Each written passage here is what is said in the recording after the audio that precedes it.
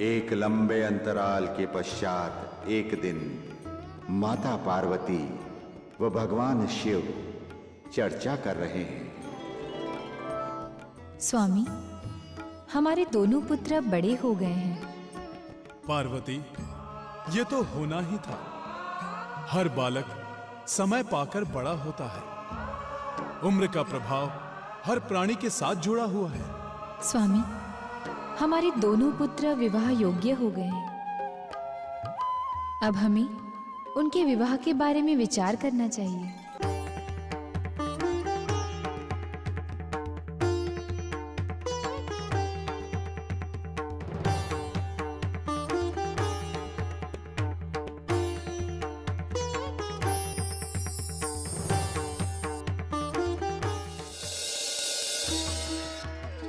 प्रणाम।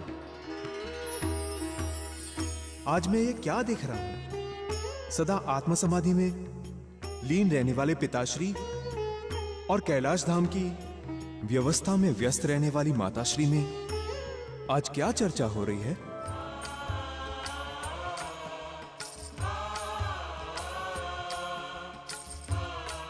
पुत्र गणेश, हम वही चर्चा कर रहे हैं जो हर माता पिता अपनी संतान के युवा होने पर करते हैं। मैं कुछ समझा नहीं माते।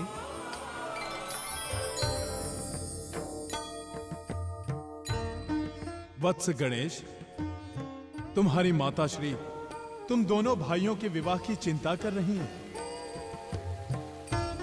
वो शीघ्र ही तुम्हारा और कार्तिकेय का विवाह कर देना चाहती है। हे माताश्री, हे पिताश्री, आप मेरी ओर से चिंता मत करिए। अर्थात? माते, जिस कारण से मेरे माता पिता चिंता में पड़े हैं, मैं वो कारण ही समाप्त कर देता हूं। पुत्र गणेश, ये तुम क्या कह रहे हो? पिताश्री, मैंने ये निर्णय कर लिया है कि मैं विवाह नहीं करूंगा। वैसे भी विवाह संसार बांधन की सबसे शक्तिशाली डोर है, जिससे बंधा हुआ मनुष्य आजीवन चैन की सांस नहीं ले सकता। पुत्र गणेश, तुम्हारा कथन भावुकता और अल्प ज्ञान पर आधारित है। तुम्हारे पिताश्री सहित ब्रह्मा जी और विष्णु जी तीनों जगत के आधार देव पत्नी सहित हैं। अर्थात नारी ही पुरुष की शक्ति होती है और शक्ति के बिना पुरुष अधूरा है। नारी के सहयोग से ही संसार यात्रा सरल और सहज हो पाती है। और फिर बिना विवाह के पितृऋण से मुक्त नहीं हुआ जा सकता। माते, आप कुछ भी कहें, मैंने दृढ़ निश्चय कर लिया है। मैं विवाह नहीं करूंगा।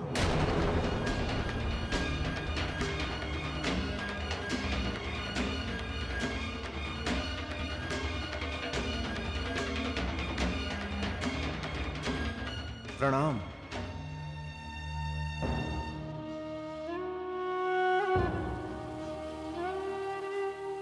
स्वामी, देखा आपने गणेश ने क्या कहा? मेरी तो समझ में नहीं आ रहा कि हमारे दोनों पुत्रों का घर कैसे बसेगा। प्रिय, धैर्य रखो। समय अपनी व्यवस्था स्वयं करता है। देख लेना, तुम्हारा पुत्र गणेश शीघ्र ही विवाह के लिए मान जाएगा।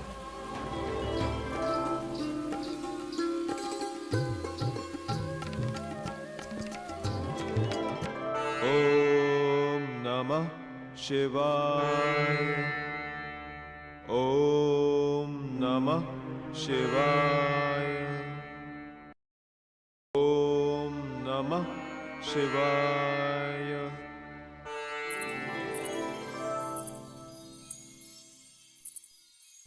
ओम नमः शिवाय।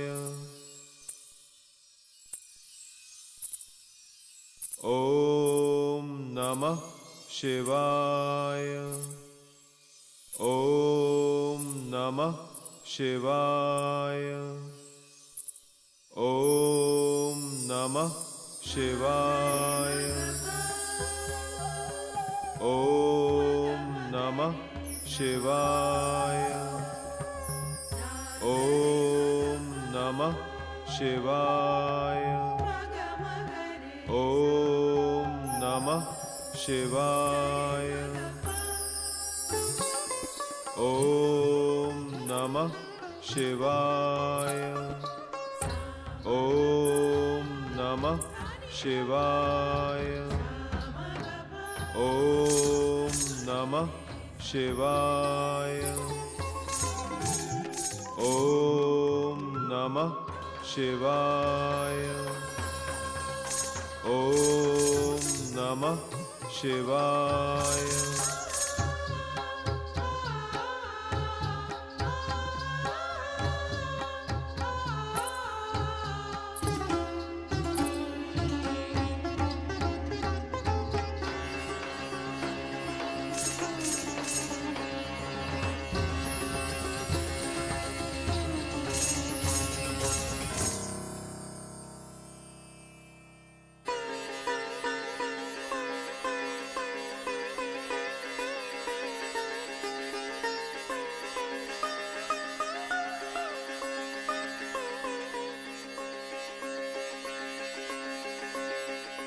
देवी, तुम कौन हो और यहां क्यों आई हो? मेरी ध्यान साधना में विघ्न उत्पन्न करके अच्छा नहीं किया तुमने। हे देव, मैं धर्मध्वज की पुत्री तुलसी हूँ। मेरी माता का नाम माधवी है। मैं अपने वर की खोज में यात्रा पर निकली थी। आपको देखकर लगा जैसे मेरी यात्रा का उद्देश्य पूर्ण हो गया है। अद्भुत तेज, सुदृढ़ शरीर, ध्यान में तल्लीनता और अद्वितीय सौंदर्य। ऐसा लगता है जैसे विधाता ने एक पूर्ण पुरुष घड़कर यहाँ बिठा दिया हो। देवी, तुम ये सब क्या बोल रही हो? मैं वही बोल रही हूँ जो एक नवयौवना को एक पूर्ण पुरुष के सामने बोलना चाहिए। देवी, अपनी मर्यादा में रहिए। किसी की ध्यान साधना में विघ्न उत्पन्न करना अमंगल कारक होता है। आप यहां से शीघ्र चली जाइए, यही आपके लिए हितकर होगा। अपने लक्ष्य को पाकर कभी कोई पीछे लौटा है श्रेष्ठवर? मैंने निश्चय कर लिया है कि आप ही मेरे लिए उपयुक्त पति हैं। कृपया मुझे अपनी अर्धांगिनी के रूप में स्वीकार कर मुझे धन्य करे देव। आपकी सोच निरर्थक है देवी। प्रथम तो मैंने विवाह न करने का निश्चय कर रखा है। दूसरे, मैं ये भली प्रकार जानता हूं कि विवाह करना जितना सरल है उतना ही कठिन है वैवाहिक जीवन का निर्वाह करना। अपने माता पिता की सेवा और आत्म साधना के अतिरिक्त मेरा कोई ध्येय नहीं है।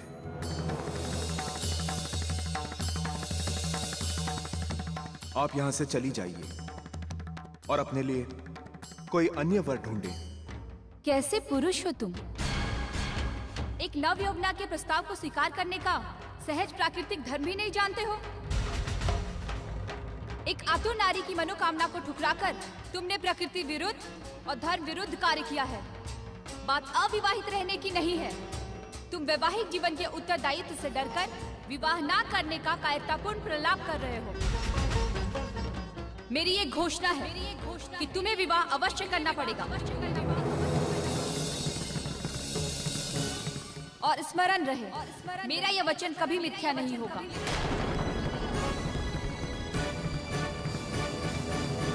तुमने सहज नारी मर्यादाओं का उल्लंघन करके मुझ निरपराध को कठोर शाप दिया है, अतः तुम दंड की पात्र हो।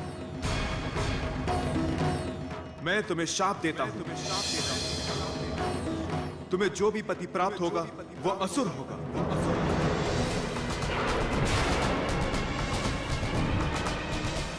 कालांतर में तुम्हें वृक्ष बनना पड़ेगा।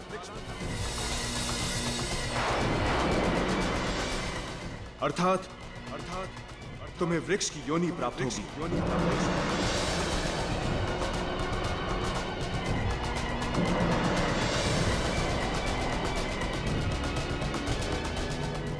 देव, मुझसे अपराध हो गया है। मैंने कामना के वशीभूत होकर आपको कठोर वचन कह डाले। मुझे क्षमा करे देव। आप तो स्वयं विघ्न हरता है। आपने जो मुझे शाप दिया है उससे मुक्ति देकर मेरा कष्ट निवारण करे देव। हे भगवान, ये मैंने क्या कर डाला? देवी, तुम्हारे पश्चाताप और शुद्ध अंतःकरण से क्षमा मांगने पर मैं तुम्हें क्षमा करता हूं। मेरा शाप तुम्हारे लिए वरदान बनेगा। तुम कालांश में भगवान विष्णु की प्रिय बनोगी। वृक्ष वनस्पति में सर्वश्रेष्ठ तथा पूज्य मानी जाओगी। श्री हरि की पूजा तुम्हारे बिना पूर्ण नहीं मानी जाएगी। पृथ्वी लोक में तुम मनुष्य के तन, मन और आत्मा को पवित्र करोगे। और हां, तुमसे जो मेरे प्रति बड़ा अपराध हुआ है, इसीलिए सदैव तुम मुझसे त्याज्य रहोगी।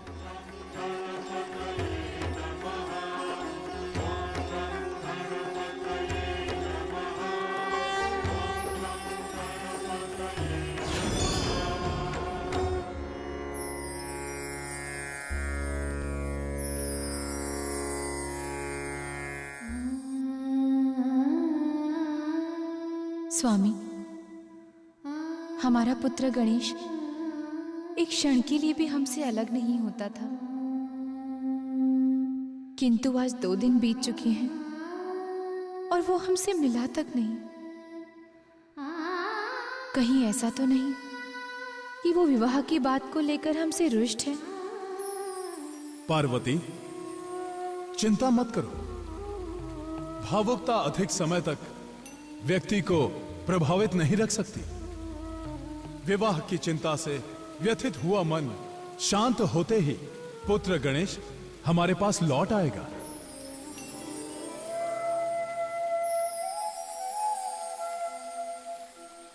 हे पिताश्री, हे माताश्री, ऐसी क्या बात हो गई है भ्राताश्री से? कुछ मुझे भी तो बताइए।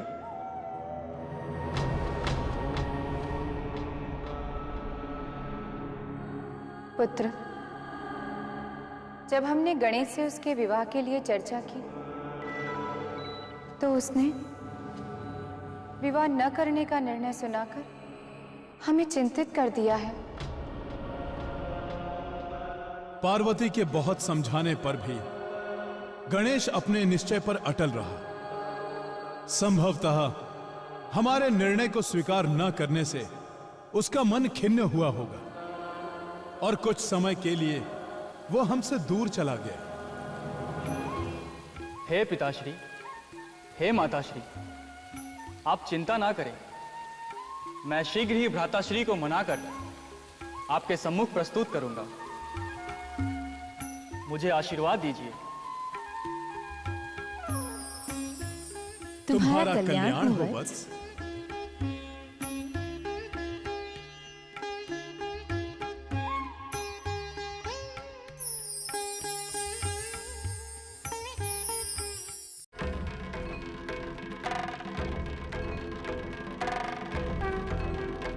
प्रणाम भ्राताश्री। आयुष्मान भव। भ्राताश्री, आज यहाँ चिंतन मुद्रा में आप अकेले कैसे बैठे हैं? आपकी अनुपस्थिति में माताश्री बहुत चिंता कर रही हैं। भ्राताश्री, कोई विशेष समस्या आ खड़ी हुई है जिसने आपको इतना चिंतित कर रखा है? भ्राता कार्तिकेय, मैं तुम्हें क्या बताऊं? तुम्हारे आने से पूर्व मेरे साथ एक विचित्र घटना घट गई। ऐसा क्या घटित हो गया भ्राताश्री? तनिक मुझे भी तो बताएं। मैं ध्यान में लीन था, तभी एक तुलसी नाम की स्त्री आई।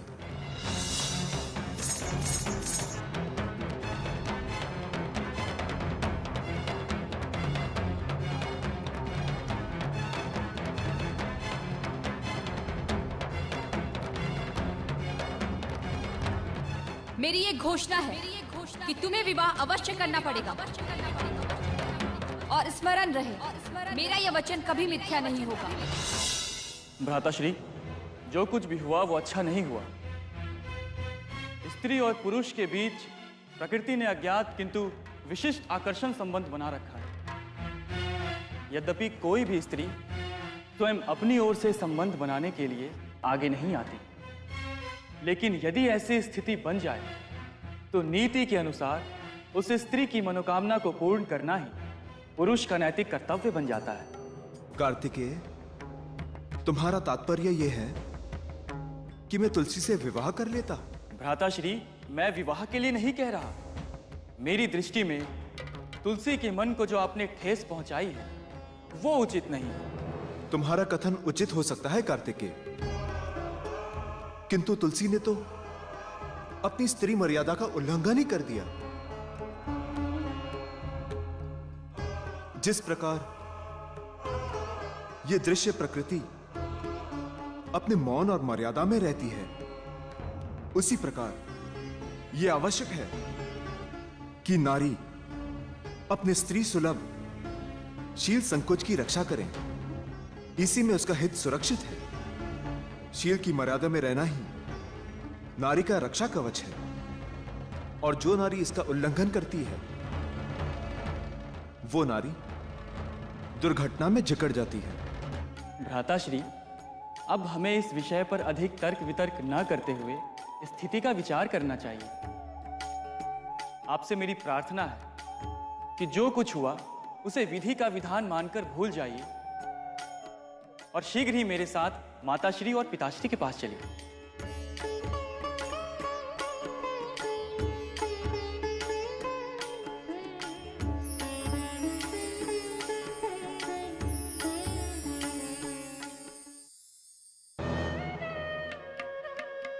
पुत्रों, तुम दोनों ही युवा हो गए। तुम्हारी माता तुम्हारे विवाह के लिए बड़ी व्याकुल है। कार्तिकेय, तुम्हारा क्या विचार है? पिताश्री, इसमें मेरे विचार की बात कहां से आ गई? आपको जैसा उचित लगे वैसा कीजिए। पुत्र गणेश, विवाह के बारे में तुम्हारा क्या निर्णय है? पिताश्री, मेरा निर्णय तो पहले ही हो चुका है। अर्थात? माते, मैं पहले ही कह चुका हूं कि मैं विवाह नहीं करूंगा। मैं आजीवन अविवाहित रहना चाहता हूं।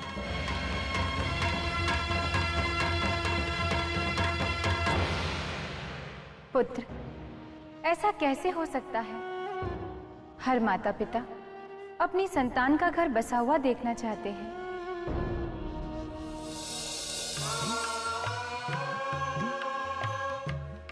अर्थात उसे गृहस्थ जीवन में प्रवेश देना, अन्य संस्कारों की तरह विवाह संस्कार करना हर माता पिता का कर्तव्य ही नहीं, उत्तरदायित्व होता है। पुत्र, पितृ ऋण से मुक्ति के लिए विवाह करना एक आवश्यक धर्म कर्तव्य है पुत्र, जो तुम्हें स्वीकारना ही होगा। पुत्र, संतान के विवाह संबंध में हर माता पिता का एक सुरक्षित अधिकार होता है। फिर भी हम तुम्हारी स्वीकृति लेना आवश्यक समझते हैं। वत्स, विवाह के लिए हाँ करके हमारे मन का बोझ हल्का कर दो। बात अविवाहित रहने की नहीं है। तुम वैवाहिक जीवन के उत्तरदायित्व से डरकर विवाह ना करने का कायरतापूर्ण प्रलाप कर रहे हो। मेरी ये घोषणा है कि तुम्हें विवाह अवश्य करना पड़ेगा। और स्मरण रहे, मेरा ये वचन कभी मिथ्या नहीं होगा।